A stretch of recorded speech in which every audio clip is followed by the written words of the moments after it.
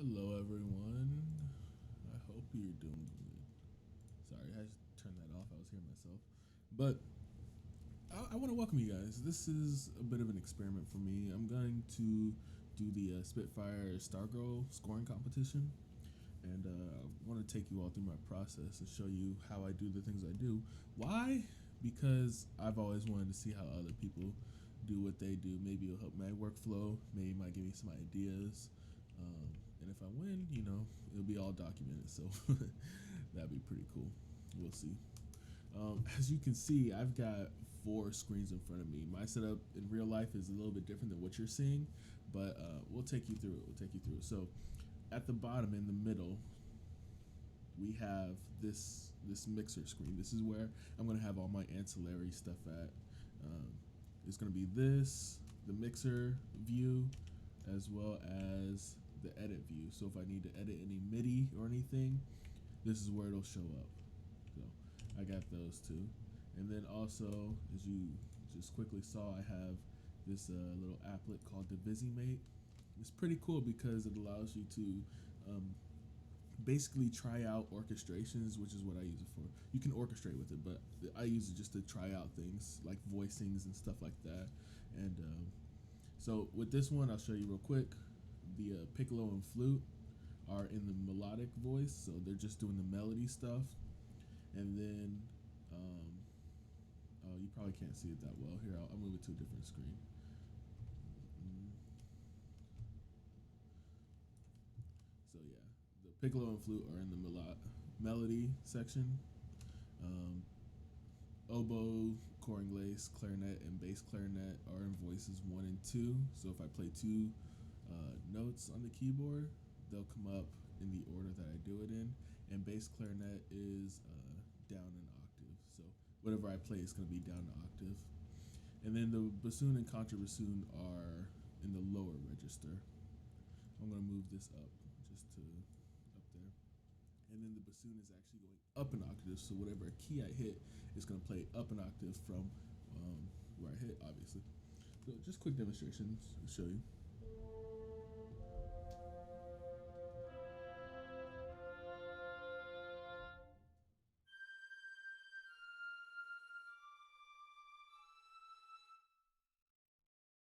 So like I said, I like to use this for to test orchestration, voicings, different stuff like that. I've been kind of taking the summer to learn this a little bit more. I'm not very successful, to be honest, but you'll go on this journey with me, hopefully. So that's the Visimate and the ancillary screen with all my extra stuff that's not too important, but just stuff I like to keep an eye out for. Next, we have, of course, in the middle for you, it's the movie screen. This is where the clip is going to be at. And as you can see, oof, let me mute that. We have the clip from the scoring competition, and it's playing. And if you didn't notice, in Studio One and Sibelius, they are tracking together. They are in sync and moving along at the same rate.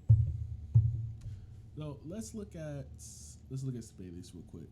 A bit of a shameless plug here, to be honest, but I think you'll really like it. If you like this idea of writing stuff in Sibelius and then having it go into your DAW, or even vice versa, which I'll show in a second, then check out my series Unlocking Sibelius.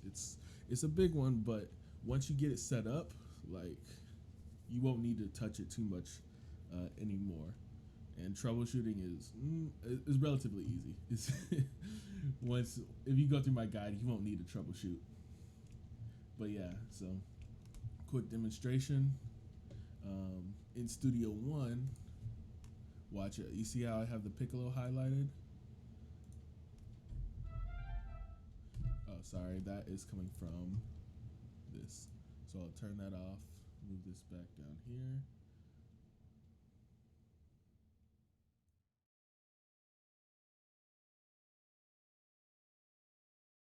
See, I'm hitting the keyboard. I don't know if you can hear that. Yeah, I'm slamming on the keyboard. Nothing's coming up. So to have sound come out on this specific channel, I use what's called virtual MIDI cables, and that connects Sibelius to Studio One. And this can be done in pretty much any DAW using Rewire. Again, check out Unlocking Sibelius for full instructions because I go through it step by step.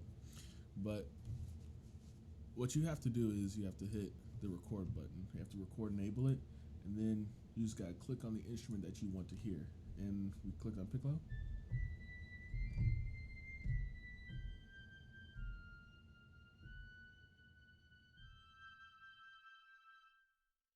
Have that. Now, cool stuff. I'm gonna show you. I love this button, retrospective recording. Yeah. Even if you didn't hit record, it'll just know what you did. So, real quick demonstration. Let's look at this.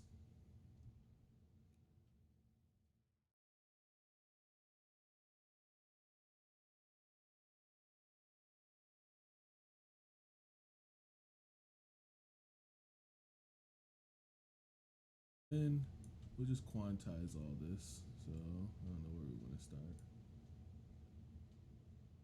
Let's start right at the beginning. Do the quantize, boom. They are all quantized. Actually, I'm going to start this on measure 2, and I'll show you why in a second. So, for some reason, I don't know why, but if you try to record into Sibelius, it'll be like a 16th note off. So I'm just gonna move everything a 16th note ahead, so it'll be on the grid in Sibelius. And again, check out the series. I should cover this if I haven't already, but we're just gonna change one thing. That we start here, and then we're gonna record in Sibelius. Watch this.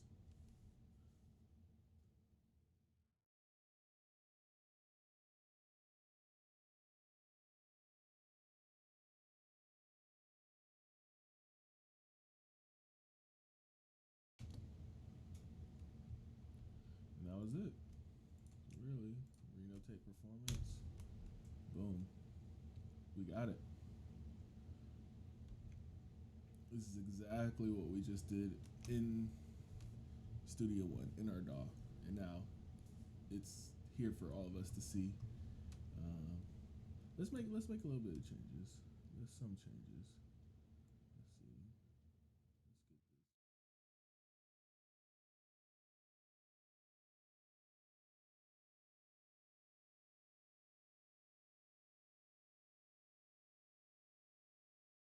This all gets resolved when we hit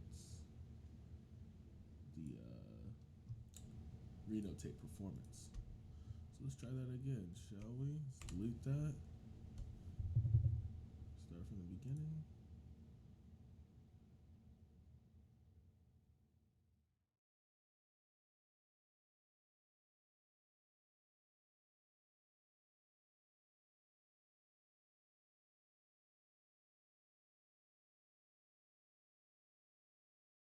And there we have it. It's like that easy. Well, after you get everything set up, it's that easy. But yeah. And definitely show you guys how to do that in my series. So if you want to learn, check it out. Check it out. Lastly, we've got Studio One, of course, my DAW of choice. I actually started off. The first DAW I ever had was a bootleg copy of Fruity Loops, but it wasn't what I thought it was because I couldn't do this, have like Sibelius write music and then have it come out in there.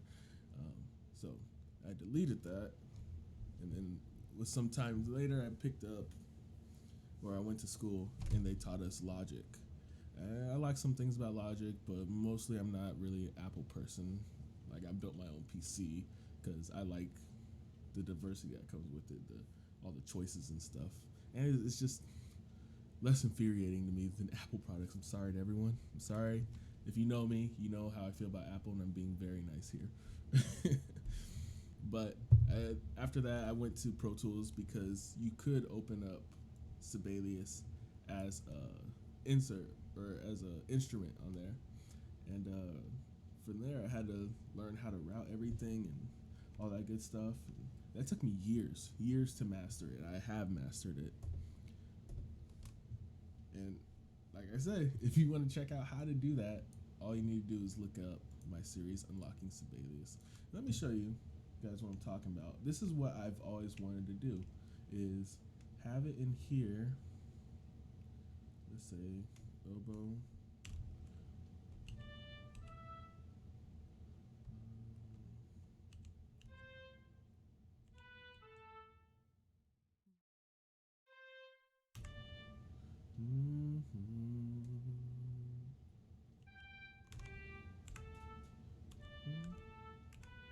There it is. Now, if I wanted this to be like that,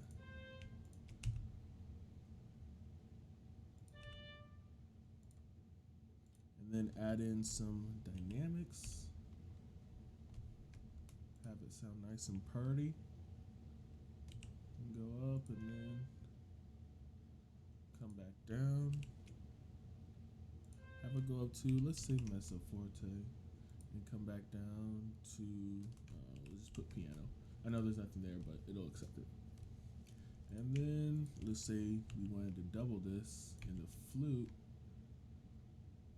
and then bring it down by a third, and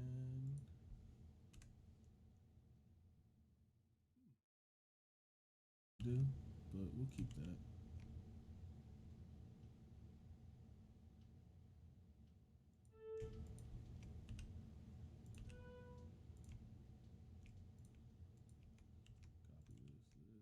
And if I wanted to copy the dynamics, I just highlight the dynamics, copy, paste.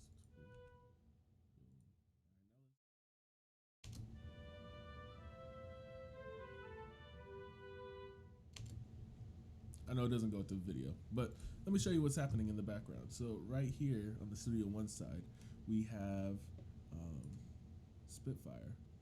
Yes, I do enjoy their stuff, and yeah, that's what got me onto this competition. I went onto the website and I said, oh, cool. All right, so watch. You'll see that the dynamics, expression, and key switches all move because I willed them to. Watch.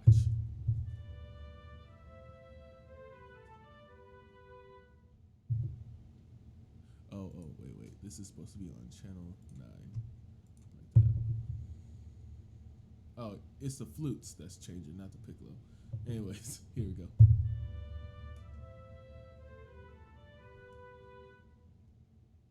See how it switched? Very nice. Yeah, sometimes that happens. I'm going to delete all these slurs at the beginning.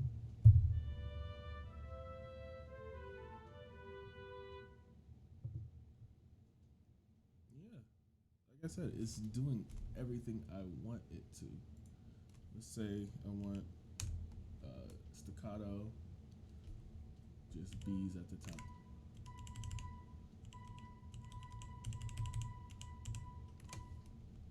And then here, I want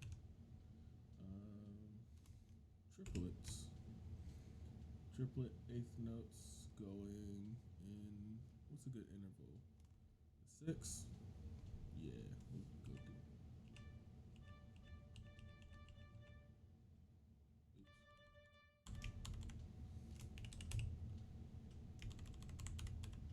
And dynamics, goodbye. Goodbye. And then we'll have this crescendo up to forte for both of them. Now let's check it out. Sorry, I just instinctively do Control S like most of the time, so just beware. Watch, we have the flute on the Studio One side, we got flute and oboe right below it. Watch this.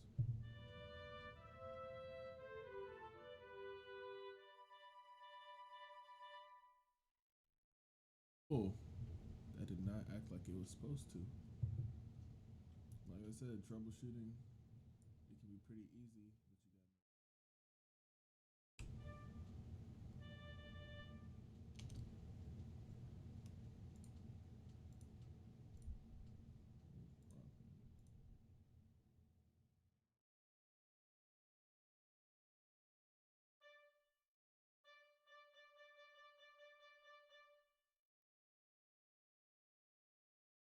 60.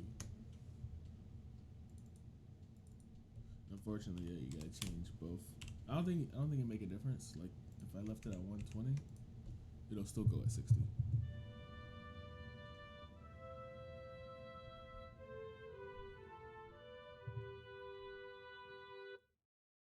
Still one at 60, but for uniformity's sake, I like to make sure everything is spot on.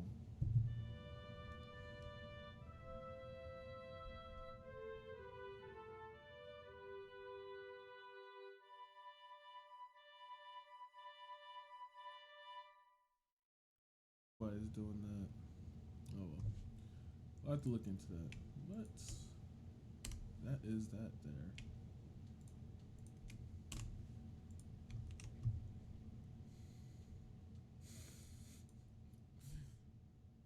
So, like I was saying, Spitfire for the woodwinds, brass as well, percussion, keyboards. Except I'm using Swingmore keyboards. I'll probably change it because I actually have some really nice sounding keyboards, like all these. But I wanted to use Spitfire stuff, and the Spitfire grand piano does. I don't like it. The attack on it, it doesn't sound good. And lastly, we got the strings, the biggest boy of them all. And if you notice, I have violins, and then I have legato performance. And this is I basically made it so that if the velocity is low enough or within a certain range, you'll hear like a note slur in between these things happening in the strings. So like, let's see. Um,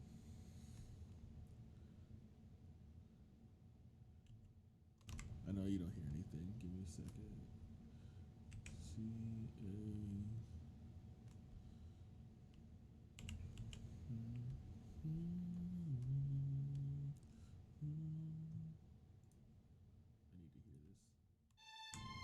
I need to hear this.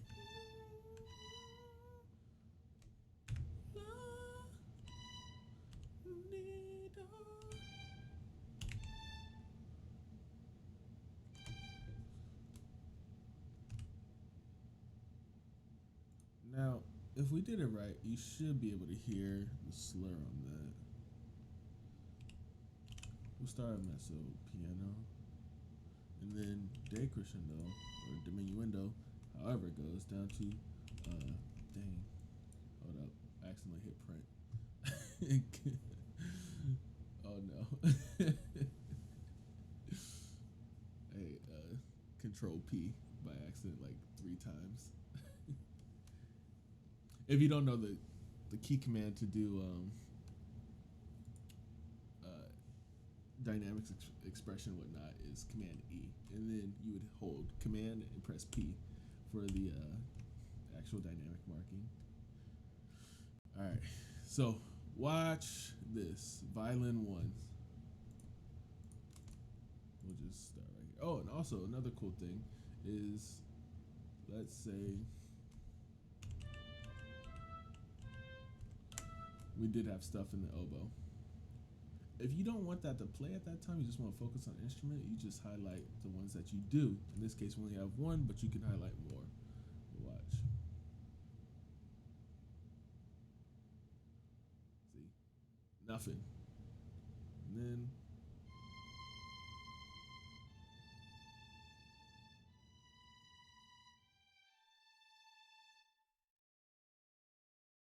I forgot what the threshold is.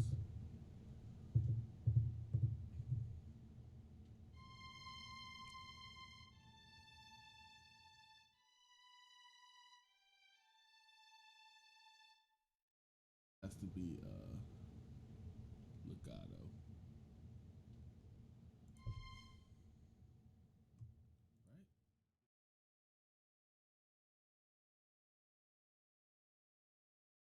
So let's just slur that whole measure.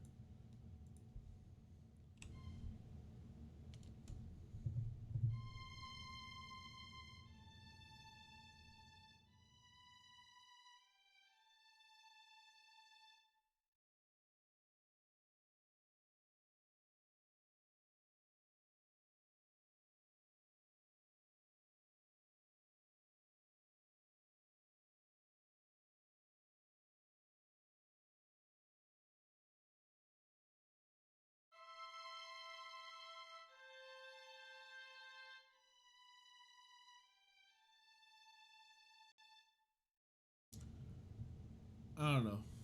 We'll figure it out though. Let's try it in violin too. See if we get any luck there.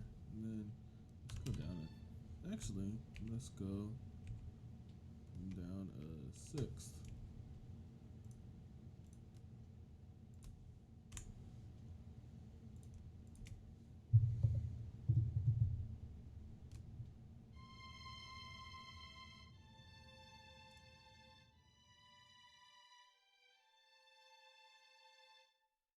Hey, you see, violin two's doing it. Let's listen. Let's listen.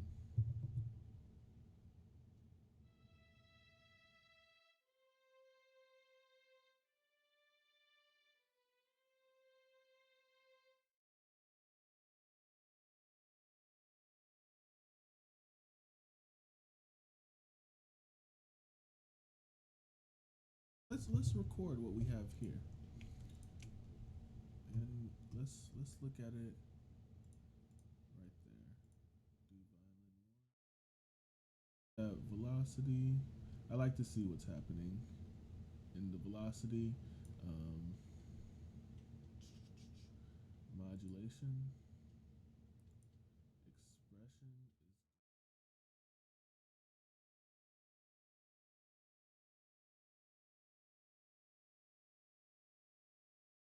That's a new thing with Studio One, and it's pretty cool.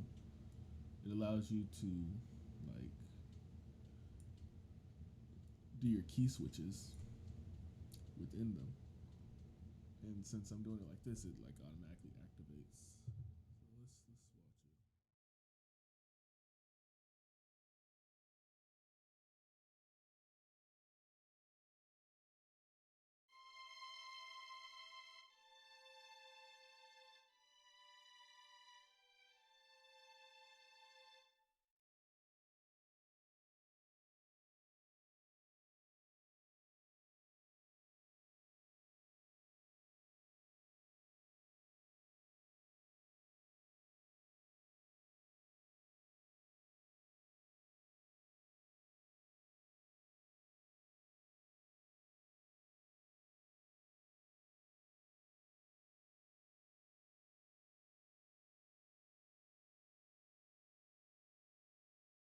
Delete that. Let's try it again.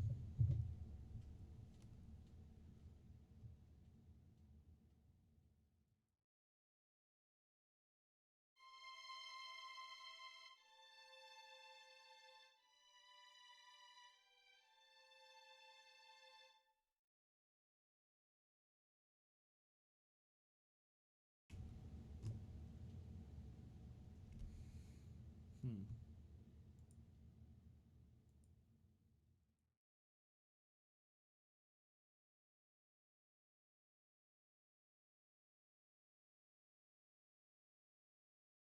Interesting.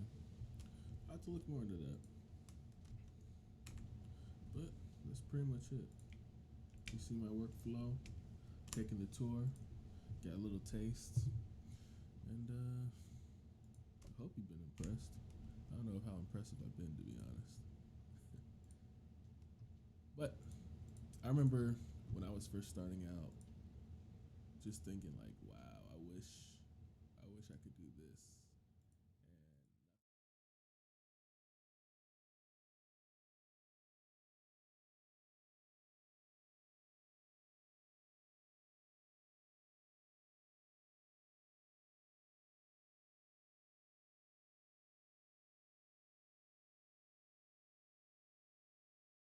Oh.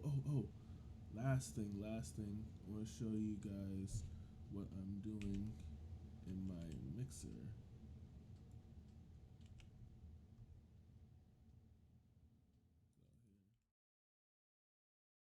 Oh, let's show you what I'm doing, how my workflow is going. So I found this really cool plugin. Let me backtrack a little bit.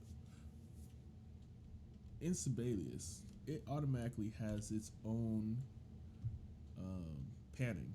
That's what these knobs are here for. And I'm very happy that it gets translated into, whatever instrument it's going to. So you see here, this piccolo is 10L, flute is 10R. I didn't do that. It just automatically transmitted those things. Watch. I'll set piccolo over here and the volume too.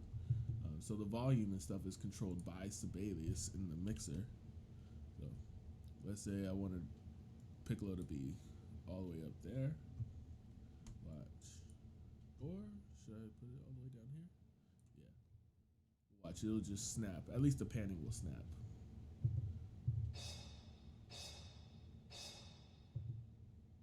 Oh, it's not. 1 second. Oh, it is turned on.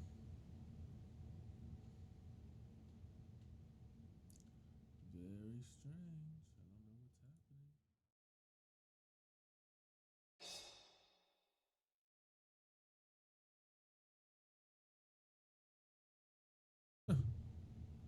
Well, whatever. That's kind of a fail. I thought that it would show you guys, but suffice it to say, I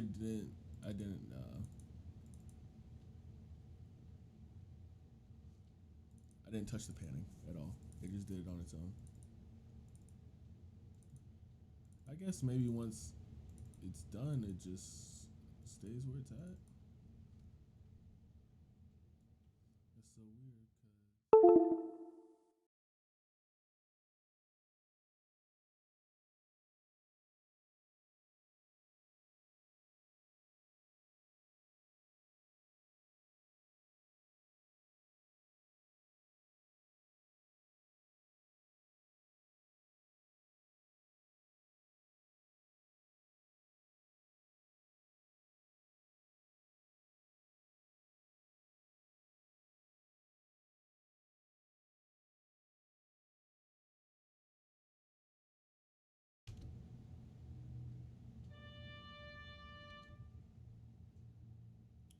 Oh, that's probably why. I don't think flutes are actually connected, or the piccolo is actually connected.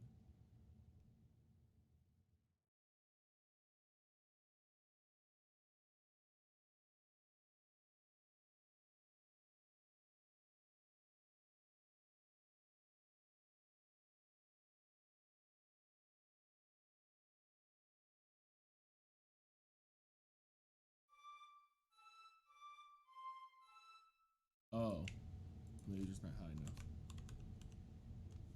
Hmm. This is real life.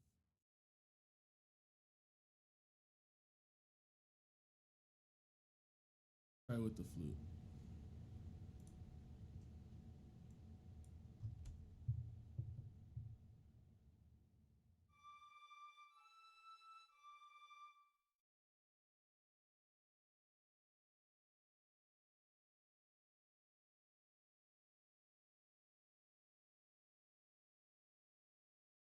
Anyways, that's so bizarre. Usually it just snaps into place.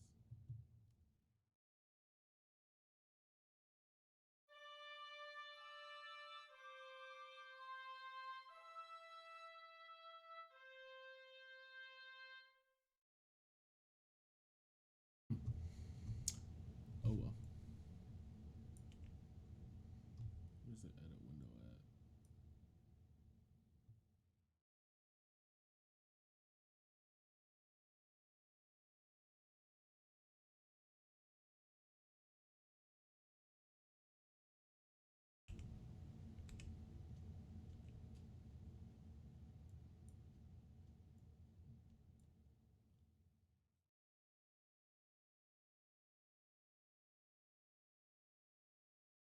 But anyways, my point being, original point, is that the panning is done automatically for you. But I wanted to put it into a spatial area. So I got this, it's called virtual soundstage. And all you do is just plot the points of the instrument that you want. And it'll mimic how far or close away it is from the microphone right here. Which is nice because you could also do different mic setups and whatnot. And so I went with a dry, 100% dry, 30% wet. So you get a little bit of the room just to get like where the spacing is and whatnot, but not a whole lot of reverb coming from the specific room. The reverb that I have, in my case, it's all these channels are going through sends for their own individual groups. So woodwinds go through the woodwind bus, and I have a overall general mix with neutron, so equalizer, compressor, exciter, and then I set reverb to 100%. But of course, I can change all these individually with each instrument. If I don't like it, if it's too loud, or if I feel I can just change it pretty easily. I might change it so that I have one going straight to the reverb, one going to the bus. But yeah. But then this is all going to the reverb bus, and for the reverb I have this convolution reverb IR1 from Waves. It's really good. It's emulating Todd AO scoring stage, which is supposed to be like one of the best. It's no longer around, but they got the the fingerprint of that room, the acoustic fingerprint of that room. Lastly, we have this going into ozone, just the equalizer, and then some imaging maximizer, and then that's post, everything. It's going into a compressor and then a maximizer, a what's this called? Subharmonic plugin, something like that. And then I have this, which when I have all 4 sections going up at once, it'll show me each section. So you have brass, percussion, string, and woodwind checked. So I'll see it and it'll correlate to their colors. So if it's red, all my brass stuff is in red, so on and so forth. And then lastly, because I'm using headphones, I have Abbey Road as a room emulator. I don't know how effective this is, to be honest. We'll see. But yeah, everything's getting pushed through Abbey Road, so I'm hearing it in my headphones as if I'm there, blah, blah, blah. You know the drill. I'm not going to touch the integrated camera because then you'll see my beautiful face and it's not all made up, so you have to wait on that. But that is the full tour with all my stuff that I have, all the plugins I'm using. I'm definitely probably going to have more plugins and whatnot, but this is just something that I kind of built with another project, and I really like the settings, so I saved it as a template, and that's what we're using right now.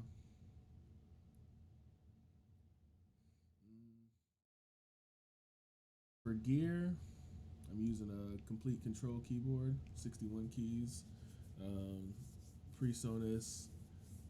Same people who made Studio One, they have this thing called a fader port, where it's like just a single channel control panel, so I can control the transport or automation. I can change what channel I'm looking at. I don't have to click on the thing or anything like that. And I also have the bigger version of that, which is the 16, which I use for mixing.